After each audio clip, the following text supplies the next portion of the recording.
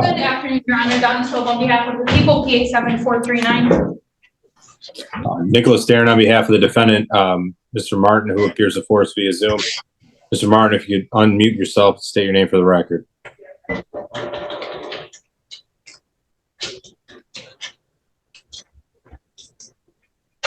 Okay, got it. You got it. All right, you hear me? Yep. All right. So this is People versus Martin. Yes, Your Honor. I have spoken with the complaining witness at the time. He would like to proceed with this case, and the people would ask to set it for a settlement conference before we go forward with the trial to see if there's a resolution. All right. And Mr. Darren? I mean, Your Honor, I guess we're going to proceed that way. I was hoping, I'll renew my motion from the last time. Mr. Martin's been incarcerated. I think it's like 62, 63 days now. Court rule is pretty clear. If he's in over 28 days, he should be released on a personal bond. Mr. Martin's just been sitting in jail on this matter. I mean, I guess from practical, I would imagine the court's going to give him credit for time served, regardless of what the resolution is on this matter. Considering he's done over, at this point, he's done over 2/3 of what his original. Buckle up, guys. Today we're diving into a courtroom clash that's anything but ordinary. Meet Anis Battle, a self-declared sovereign citizen, and Judge Washington, who's got zero patience for games. From the jump, Anis challenges the court's authority, refusing to recognize its legitimacy. What unfolds is tense, confrontational, and just a taste of the chaos ahead.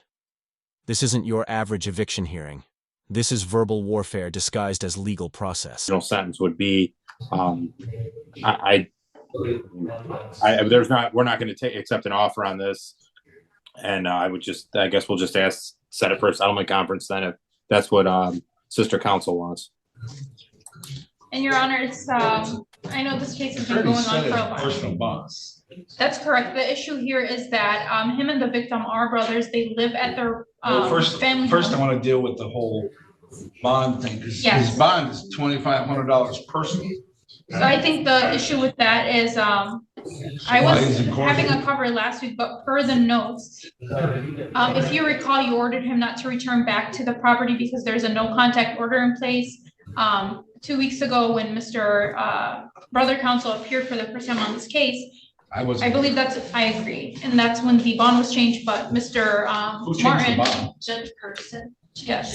So Your Honor, Judge Kirsten changed his bond, and then after some further statements were made, he changed his ruling to leave Mr. Martin in jail.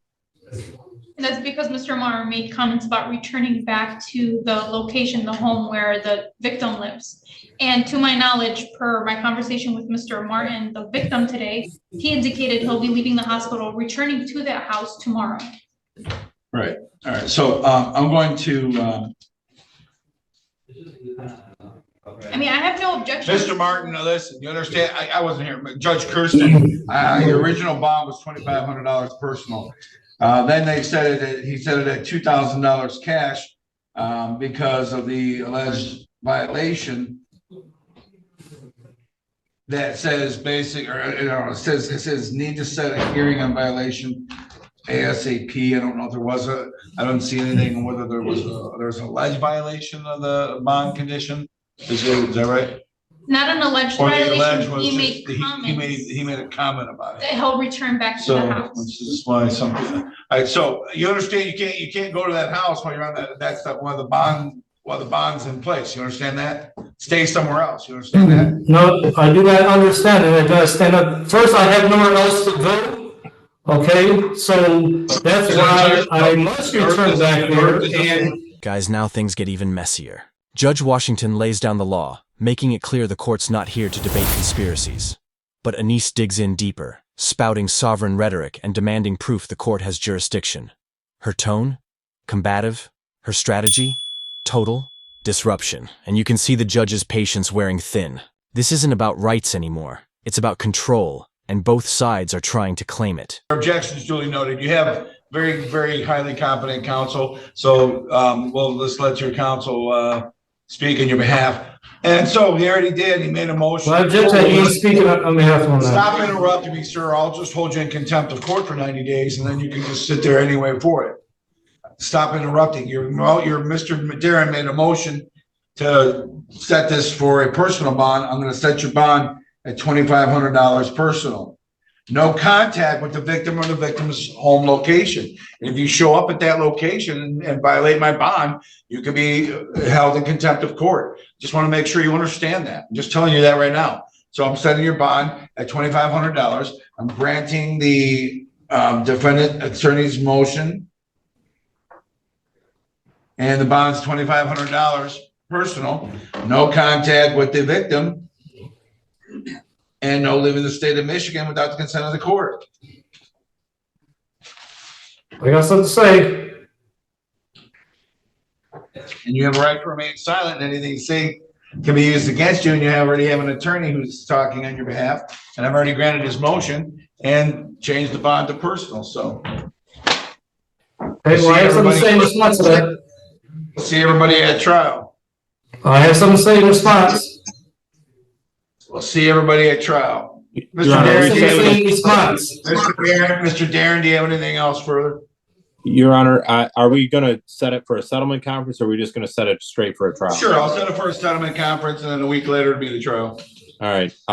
Your Honor, I understand the court's position. I mean, if Mr. Martin wishes to make a statement on his behalf, I can only advise him that I wouldn't. But if Mr. Martin wishes to make a statement and the court wishes to hear it, I don't have any. I mean, I'm not going to.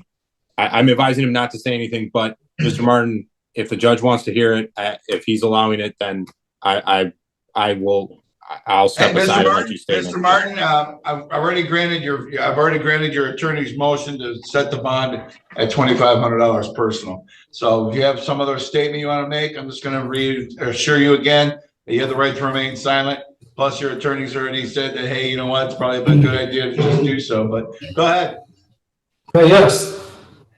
Like I said, I'm going to exercise my First Amendment right to speak, and I have a lot to say, so I ask that you don't cut me off or I'm done talking now. I object to the bond conditions and stuff. I can't be in my house. It violates my due process rights. I have nowhere else to go, and he's not the true victim. He's lying, saying he's a victim, but I told the cops when they arrested me that I was the victim. And so we have an equal protection clause violation. All of that'll be the subject of the trial itself, so. We'll hear everything you have to say about that at trial. Your objections duly noted. But that doesn't change my position. Here's where it really turns up. The court's trying to move forward, but Anise refuses to even acknowledge her name in the docket. Judge, Washington keeps cool, but there's fire behind his words now. You can feel the tension rising as legal procedure crashes headfirst into defiance. Anise isn't just arguing. She's trying to dismantle the very system she's standing in. And the courtroom? It's becoming a battlefield of ideologies. Do I have to Sit down. Do I have the same rights? You want me to hold you in contempt? Sit down. In that blue chair. Do I have to Sit down! there? One more time. Sit down. You are charged with one count of no operator's license, a minor misdemeanor subject to a maximum fine of $150 plus court costs. You also are charged with one count of expired plates, also a minor misdemeanor subject to a maximum fine of $150 in court costs. I am the authorized agent to the decedent estate. I am coming in here as the settler, and I want to settle this case. I will enter no plea on your behalf to these charges. I've given you 3 plea options to plead. No, I do not recognize anyone in this court. Okay, well, I don't recognize you or the bailiff or anybody else in this court. Then I'm just going to surrender the person to the court because I'm not coming back. I don't know what that means. You do know what that means. I don't know what that means. I am not the ens legis, non de guerre. I've been practicing law for 36 years, and what you've just said to me has no meaning to me whatsoever. So let me say it one last time, because we have other cases to handle today. If you don't leave the courtroom and go to the clerk's window and get a trial date, which is what I'm scheduling in this case, I will hold you in contempt of court and I'll have you arrested.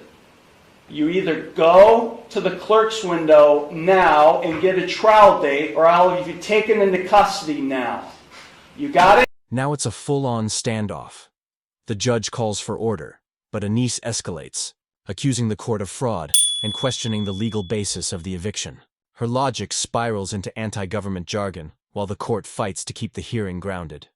It's a classic sovereign citizen tactic: flood the courtroom with confusion to stall justice. But Judge Washington, he's not buying any of it, and starts pushing back hard. City of Conneaut versus Amber McHenry, 24 TRD 819.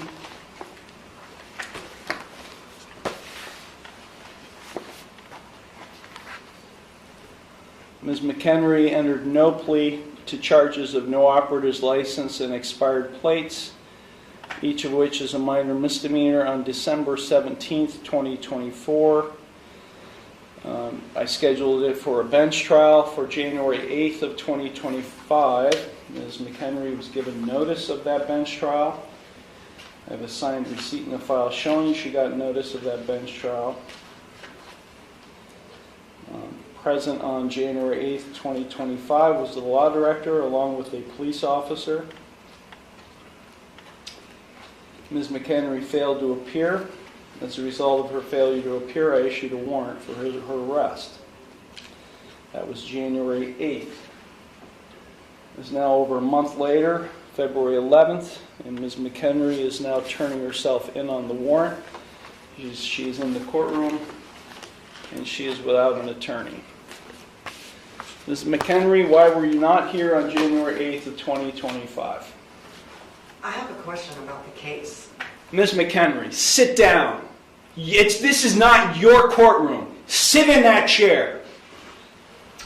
I have a question about the case. That's not the case number that I had. Yes, it is, Ms. McHenry. You've got other cases pending that are set for jury trial. The original case number that I had was like TDR, like 0800 something. And 24 TRD 819. 819. Okay. I was just double checking on the case number. Can you repeat your question then? No. Why were you not here on January 8th? I put in an appearance and it was rejected and struck from the record, and I was sent a letter saying that I am not who I said I was. So I have a question about that because I don't understand. This is not a discussion here. This is not a conversation. I ask a question, you respond to my question. Now, this is typical behavior for you because you're a sovereign citizen. At least you claim to be. Now watch this power play. Judge Washington shifts gears. He's done entertaining delays.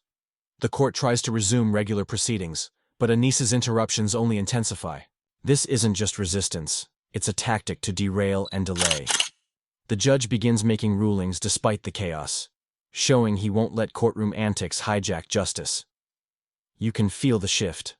Anise is losing ground, and fast. Her case number on it is indicative of that. So let me ask you, Ms. McHenry, again, why were you not physically, personally present in the courtroom on January 8th, 2025 for your trial? I need the oath and bonds to be put for each person acting as a public official in this case who is acting as a public servant to be put on the record. And I also require the indemnity bond, and I'm going to require the other bonds. I need the accounting. Please, for the record, let it be known that you exited. I did. I exited the courtroom and asked a police officer and probation officer. Who has the indemnity bond? Uh, Where's the bill of particulars? The Because bond I is did not being, receive it. the warrant is being executed. You're being taken into custody. Take her down to the jail now. I was not given the warrant. Take her down to either. the jail now. Why am I being arrested? Take her down For to what? jail. What crime have I committed? Get off me. This is kidnapping. This is a false arrest. No, this is a false arrest. This is kidnapping. They're violating my rights, my constitutional rights. I put in... I thought the Constitution didn't apply to you. The Constitution applies to every living man and woman. Yeah. You are violating your oath, Mr. Is the turning point. The court lays out the facts. Anise is a tenant facing legal eviction.